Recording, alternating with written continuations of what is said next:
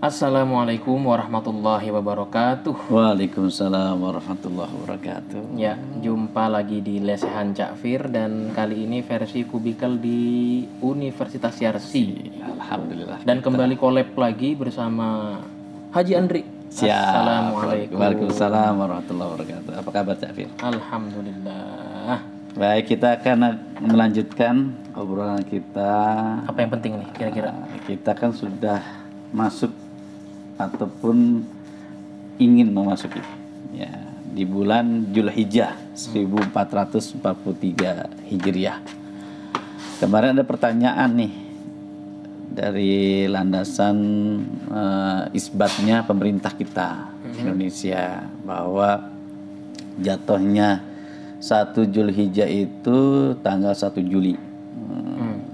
Padahal sebelumnya kita udah dapat kabar bahwa dari pihak Saudi tanggal 30 bulan Juni sudah masuk bulan Zulhijjah. Nah, ini lanjut lagi ke persoalan nanti Puasa Arafah itu tanggal 9 Zulhijjah ya kan.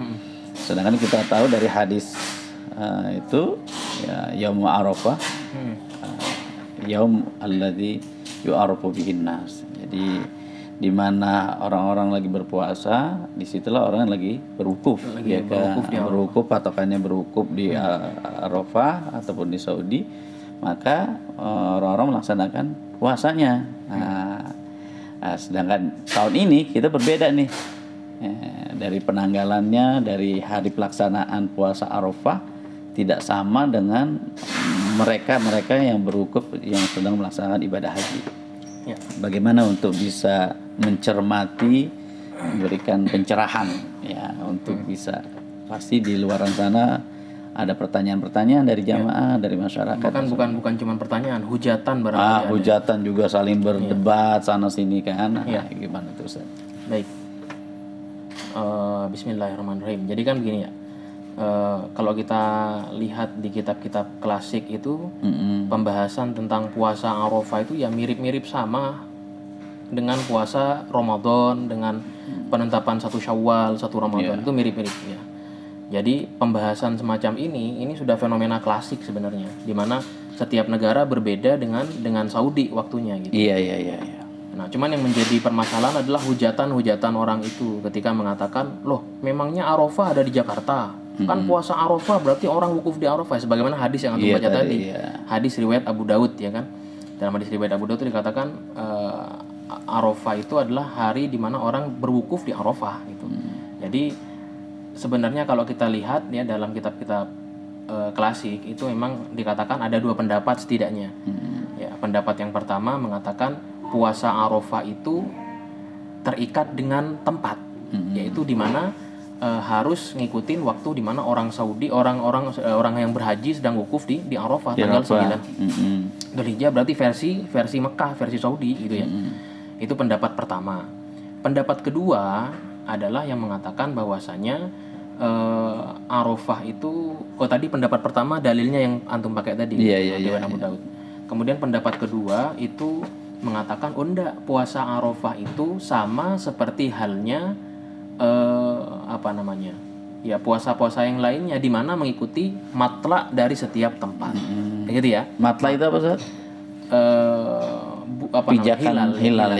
Pijakannya. Jadi ketika hilal 3, kalau kita kan patokannya 3 derajat tuh.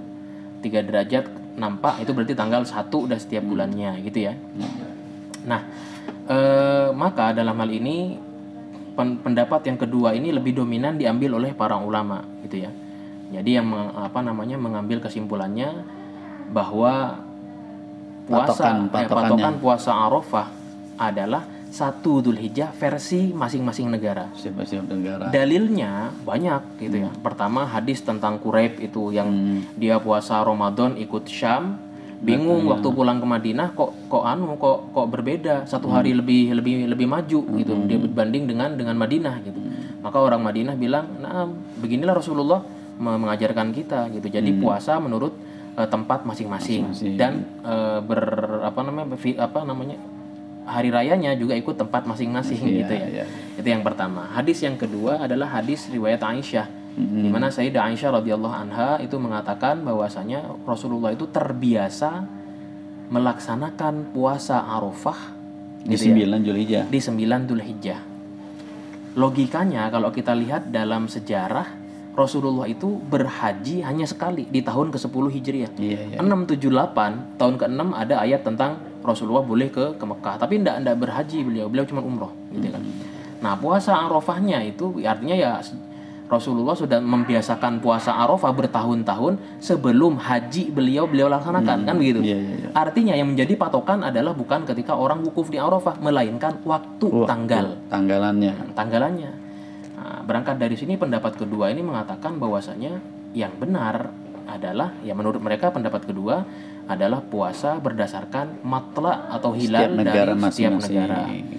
Isbat kita mengatakan 1 Juli, artinya tanggal 1 Juli setara dengan 1 Juni, 1 Zulhijjah. Artinya tanggal 9 Juli ya 9 Zulhijjah gitu ya. Itu pendapat yang kedua.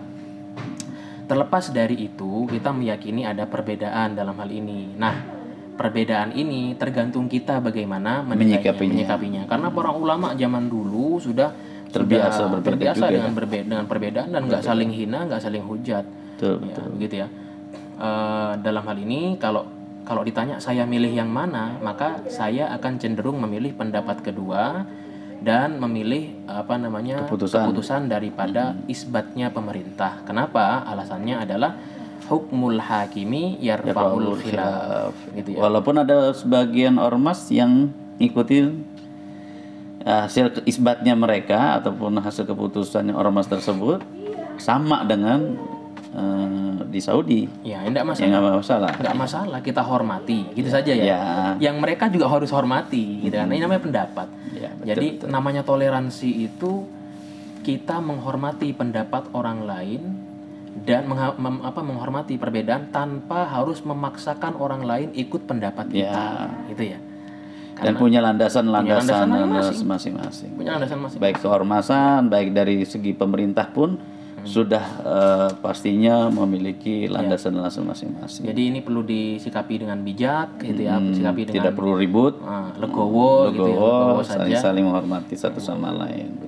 Betul Ustaz. Alhamdulillah. Jadi alhamdulillah kita bisa terselesaikan ini. Jadi satu pertanyaan ataupun satu persoalan kecil lah ya terkait tentang khilaf di mana di Saudi melaksanakan lebih awal untuk ibadah wukufnya, dan di kita berbeda hari dengan di mana para jamaah haji melaksanakan ibadah wukuf.